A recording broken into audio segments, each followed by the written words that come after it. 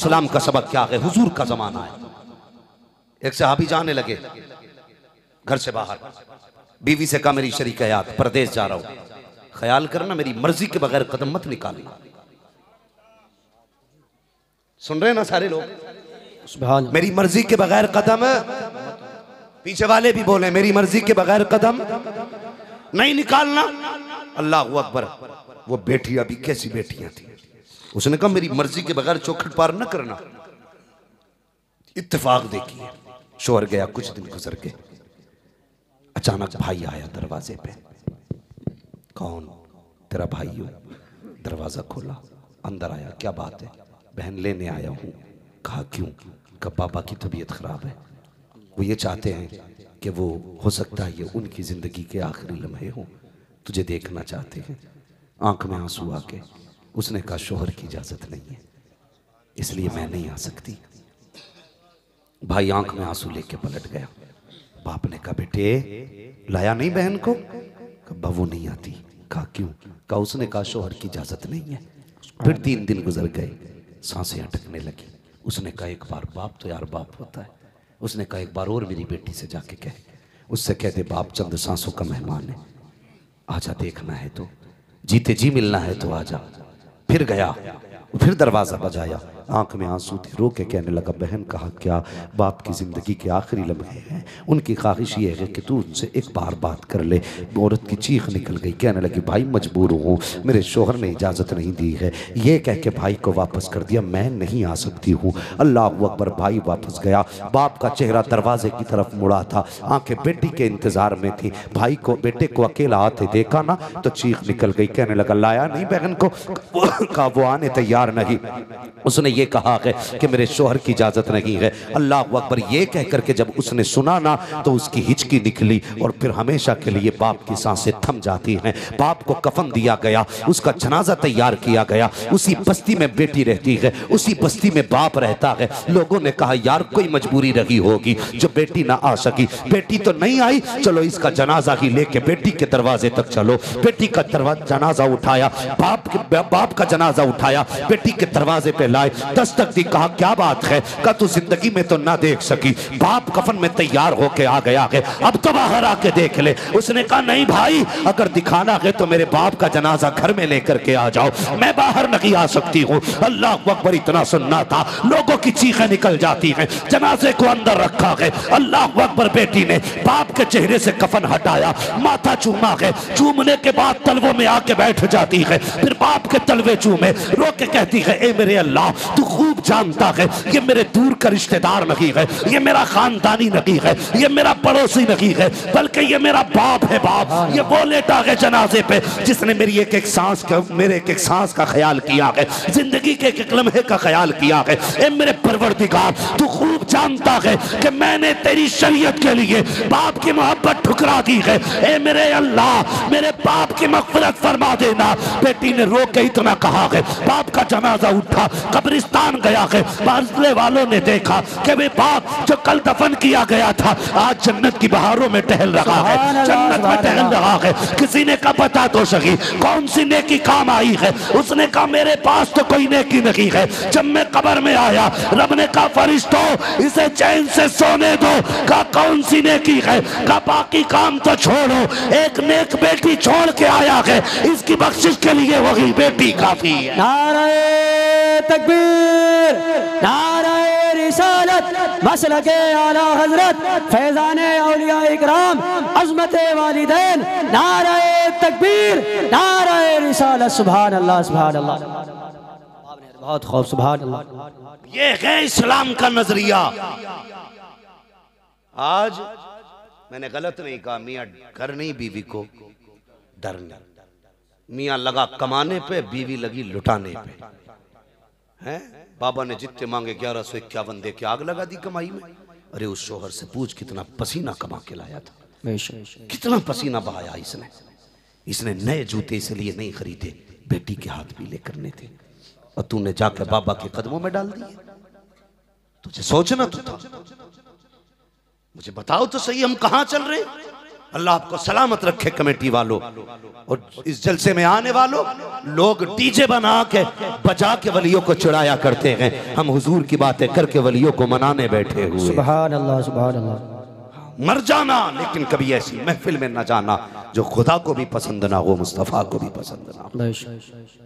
करेंगे इंशाअल्लाह ऐसा ही, इंशाअल्लाह। और बेटियों से कहना, बेटी तू दुनिया में फैशन के लिए नहीं आई है, तू तो कनीज़े फातिमा ज़हरा बनने आई है। सुभान अल्लाह। तेरी जिंदगी ये नहीं है।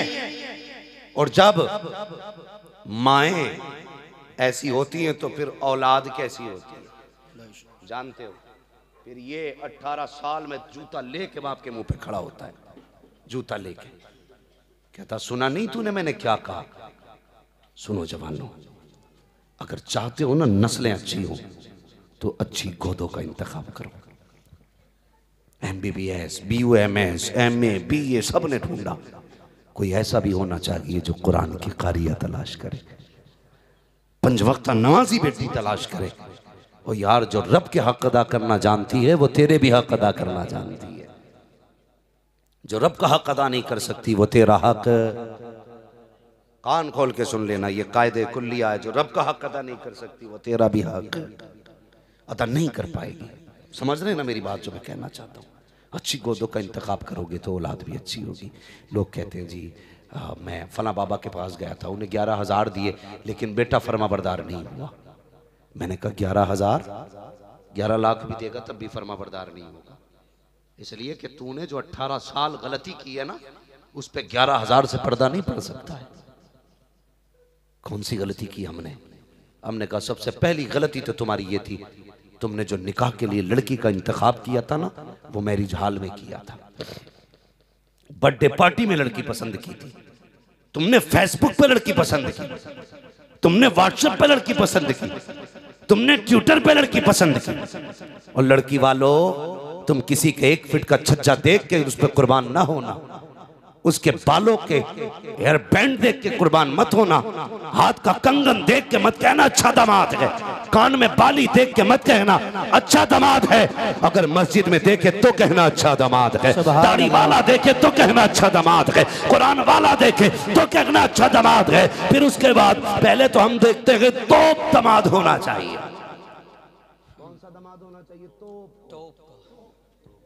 जी हाँ जी, कहते समझाना ऐसी जगह कराना जिसकी लाठी से धुआं उठता हो जी, वैल्यू बढ़ जाएगी है। हाँ जी, वही वाली तोप। कहते ऐसा जगह समझाना हो क्या उसकी मूंछ पे चराग जलते हैं। वो भाई थोड़ी मूंछ से नीचे उतर के भी बात कर ले। एक साहब कहने लगे मौलाना जरा हमारे लिए भी, आप तो घूमते हो ना, कोई रिश्ता बताइए। मैंने कहा जी बताइए। कहने लगे बराबरी का रिश्ता होना चाहिए। मैंने कहा क्या मतलब, तू 18-19 फीट का है क्या जो तेरी बराबरी का नहीं मिल रही? उसने कहा नहीं नहीं, जैसे हमें वैसे होने चाहिए। मैंने कहा कैसे हो सकता, फिर तो तेरा भाई ही तेरे जैसा हो सकता है।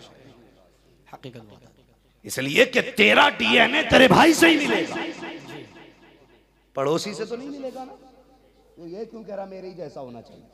भाई कभी ये मत कहो बराबरी को, ये देखो दीनदार लोग मिलने चाहिए। सुभान अल्लाह, दीनदार लोग मिलने चाहिए। रिश्तों का इंतखाब जब करो दीनदारी देख के करो।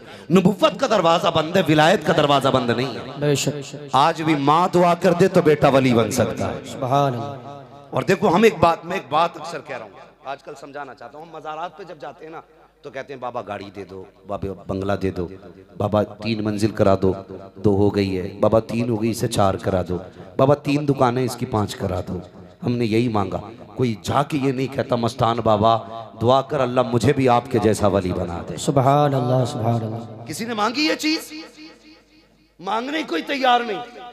और याद रखो जब खुदा का कुर्ब मिलता है तो जमाना मिल जाता है। सुभान अल्लाह। हजरत इब्राहिम बल्खी रहमतुल्लाह तआला, हजरत इब्राहिम बिन अदहम रहमतुल्लाह तआला पाए के बुजुर्ग गुजरे और बादशाह थे अपने वक्त के।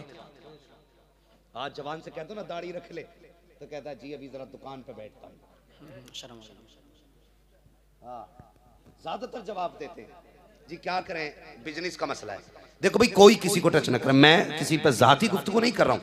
अल्लाह जिसे तौफीक देगा इंशाअल्लाह वो बदल जाएगा। सुभान अल्लाह, बेशक। वरना तुम में ऐसा कोई नहीं है जिसे ये नहीं पता दाढ़ी सुन्नत है। बेशक। एक बात समझाना चाहता हूं मैं, अंदाज़े बयां मेरा बहुत शौक नहीं है, शायद कि उतर जाए तेरे दिल में मेरी बात। सुभान अल्लाह। तो जब कहते ना जवान से दाढ़ी रख ले, तो कहता जी मैं बिजनेस कर रहा हूँ, क्या मतलब? कहता जी उसमें थोड़ा झूठ बोलना पड़ता है, झूठ ना बोलें तो फिर दुकानदारी नहीं चलती। क्यों? तू क्या समझता झूठ से रोजी मिलती है? झूठ रोजी नहीं देता, रोजी खुदा देता है। सुभान अल्लाह। रोजी खुदा देता है। हमने बिजनेस के लिए कहा कि दाढ़ी साहब, वरना दाढ़ी नहीं रख रहे हैं इसलिए कि बिजनेस कर रहे हैं, हम काम कर रहे हैं इसलिए दाढ़ी नहीं रखते। मौलवी झूठ बोलना पड़ता है तब जाके बच्चे पलते हैं। ओ यार हलाल खिलाया करो, हराम ना खिलाया करो। जिस तरह गलत दवा डालने से फसल खराब हो जाती है, उसी तरह हराम रोजी से नस्ल खराब हो जाया करती है। अगर चाहते हो नस्ल अच्छी हो तो हलाल के लुक़मे खिलाया करो। अल्लाह अकबर। हमने बिजनेस के लिए दाढ़ी मुंडा दी, हमने कारोबार के लिए दाढ़ी मुंडा दी, हमने सियासत के लिए दाढ़ी मुंडा दी, हमने ड्यूटी के लिए दाढ़ी मुंडा दी। हजरत इब्राहिम बिन अदहम देखो तो सही, दुकानदार नहीं थे, बिजनेसमैन नहीं थे, अपने वक्त के बादशाह थे। और कैसे बादशाह? जिनकी कुर्सी भी सोने की, जिनका तख्त भी सोने का, जिनका ताज भी सोने का, जिन बर्तनों में खाते थे वो बर्तन भी सोने के, जिसमें पानी पीते थे वो गिलास भी सोने के, जहां टेक लगाते थे उन मसनदों के पीछे भी सोना था। तुम्हें क्या लगता है आज कागज जेब में लग के कहते हो मैं अमीर हूँ? ये कागज के टुकड़े कितनी कीमती होते हैं। आज कुछ भी अमीर नहीं हो। और यार अमीर तो वो थे जो सोने के सिक्के जेब में रख के घूमा करते थे, जिनके सरहाने सोना होता था, जिनकी जूतियों में सोना होता था। आज कहते हैं मौलवी साहब दाढ़ी तो रख लेते लेकिन बिजनेस कर रहे हैं। गौर से सुनना प्यारे, मैंने कहा था जब बंदा खुदा का होता है तो सारा जमाना उसका होता है। इब्राहिम बिन अदहम को खुदा की याद आई, पूरी सल्तनत को ठुकरा दिया, जंगलों में निकल गए, सोना चांदी छोड़ दिया, अल्लाह अल्लाह करने लग गए। एक दिन दरिया के किनारे बैठे हैं, बैठे बैठे अपनी गुदड़ी सिल रहे हैं। इतने में मामू आ जाते हैं, कहते भांजे हुकूमत छोड़ के क्या मिल गया? बस ये एक जोड़ी लिबास है और इसे भी हाथ से सिल के पहन रखे हो, क्या फायदा हुआ मसनद छोड़ने के बाद हुकूमत की? इब्राहिम बिन अदहम ने कहा था ये देखना चाहते हो मैंने हुकूमत छोड़ के क्या पाया है? हाँ बता तो सकी। आपके हाथ में जो सुई थी आपने दरिया में फेंक दी और उसके बाद जब फेंकी मामू कहने लगे भांजे एक सुई थी वो भी फेंक डाली, कपड़े किस चीज से सिलोगे? मुस्कुरा के कहते हैं आपको क्या लगता है मेरी सुई जाये हो जाएगी? का इतनी बड़ी लहरें, इतना बड़ा दरिया, जब तुमने फेंक ही दी सुई तो कहां से लाओगे? का देखना चाहते हो? कहा बताओ क्या बताना चाहते हो? आवाज दे के कहते हैं मछलियों सुई लेकर के आओ। जैसे इतना कहा था हर मछली के मुंह में सोने की सुई थी, किनारे लेके आ गई, कहने लगी इब्राहिम ये ले लो, इब्राहिम ये ले लो, इब्राहिम ये ले लो। कहने लगे नहीं मुझे इस सोने की जरूरत नहीं है, इसको तो ठोकर मार के आ गया हूँ। का फिर का मुझे मेरी सुई चाहिए जो मैंने फेंकी है। एक छोटी सी मछली उस सुई को मुंह में लेती है, किनारे आके कहती है हुजूर ये आपकी सुई है। कहा ये मेरी सुई है। मामू हैरत में थे, का बताना क्या चाहते हो? का तुमने कहा था हुकूमत छोड़ के क्या पाया है? कहने लगे जब तख्त पे था तो कुछ जगहों पे हुकूमत चलती थी, जब से तख्त छोड़ा है सारे जमाने पे हुकूमत। नारे तकबीर, नारे रिसालत, मसलके आला हजरत और से मस्तान शाह बाबा फैजाने औलिया इकराम मुफ्ती हम्माद साहिब क़िबला। नारे तकबीर, नारे रिसालत। सुभान अल्लाह, सुभान अल्लाह। चलें और आगे, टाइम तो पूरा हो चुका है। चले हजरत चले और चलें ना, 1 घंटा नहीं बाबा। अल्लाह आपको सलामत रखे, ये मोहब्बतें आपकी हैं, जल्द से जिंदगी रहेगी तो जल्द से और भी हो जाएंगी। हाँ मेरी बात सुन लें, आप लाइव पहली बार सुन रहे हैं तो कम से कम ऐसा मौलवी को छोड़ दें जो दूसरी जगह सुना सके। नहीं मैं गलत नहीं कहता, मेरी बात सुभान अल्लाह। बहुत खूब, मोहब्बत अल्लाह चाहेगा तो फिर आ जाएंगे, मगर एक बात सुने, अल्लाह आपको सलामत रखे। मैं रात बरेली शरीफ में था, इंशाअल्लाह जश्न गौसुल वरा कॉन्फ्रेंस थी। सुभान अल्लाह। तो एक साहब आके कहने लगे ना, एक साहब आके कहने लगे आपने 1.5 घंटा तकरीर की। मैंने कहा मुझसे ज़बरदस्ती कराई गई। तो उनके जुमले थे ये कौम हमारी कौम का बड़ा बड़ा सासा खा गई। मैंने कहा क्या? कहने लगे इनके 1 घंटे और 1.5 घंटे ने गुलाम मोहिउद्दीन सुबहानी को खा लिया, इनकी बेजा चाहत ने हाँ अबुल हक्कानी साहब को खा लिया। जानते हो, ये हमारी चाहत है, अल्लाह सलामत रखे। ये मेरा कहने का मसला ये है कि ये तकरीर कोई आम फन नहीं है। हाँ, ये याद रखिएगा, ये कोई मसला ऐसा नहीं है कि किताब खोल के बैठ गए और फिर चलती चली गई।